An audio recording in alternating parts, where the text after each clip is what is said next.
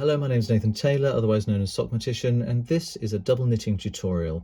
In this one I'm going to be looking at how to work twisted double knitting, i.e. working ordinary double knitting with twisted stitches instead of open stitches.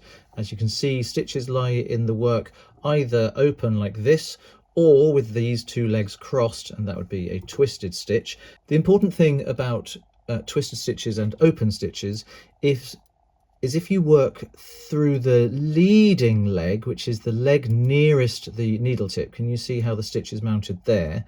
This is the leading leg and this is the trailing leg, the one that's further away from the needle tip.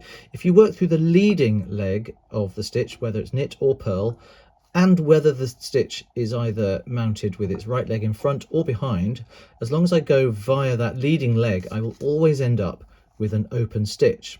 You see that even though I was working through the back leg of the stitch, because the stitch was mounted this way with its back leg towards the needle, working through the leading leg gives me an open stitch, the same way as ordinarily working through the leading leg with the stitch mounted this way also gives me an open stitch. However, if I work a stitch through the trailing leg, which is the one that's further away from the needle, then, often what's just called working through the back leg, but can you see the resulting stitch there has its legs crossed at the bottom? So that works because with the right leg in front, I've gone through the back leg, and that gives me a twisted stitch. What happens if the stitch is oriented with the other leg in front? Well, this is now the trailing leg, so I want to work through the trailing leg, and again I get a crossed stitch. Interesting to note, that stitch has crossed the other way.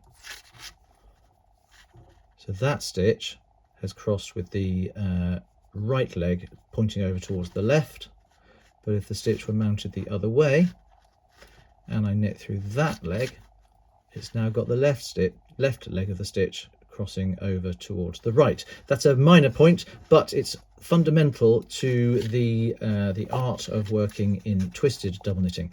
You might find that you want to do this with some cables or lines of twisted rib or something like that. But I'm going to work both knit and purl stitches with their legs crossed. So with both yarns at the back of the work, as always, I'm going to knit the first stitch of the pair through the trailing leg, which is cross the stitch like that. I'm going to bring both yarns to the front, and then I'm going to purl the second stitch of the pair also through the back leg. So that means bringing the needle round the back of the stitch and coming towards me in that direction, and then purling. And you can see there already that that one's also got crossed legs. And then I take the yarns to the back of the work to finish the maneuver. Let's do that again. So working into the first stitch of the pair through the trailing leg, bring both yarns to the front, and then purling the second stitch of the pair also through the back leg in that sort of rather awkward direction like so, finishing everything off with both yarns going to the back. And you can see here quite clearly these stitches have their legs crossed. Those are AB stitches. Now I can also work a pair of BA stitches just as easily. So I'm going to knit into the back leg or the trailing leg with my yarn B, and that's worked a twisted stitch there, bring both yarns to the front, and then purl the second stitch of the pair through the back leg with yarn A.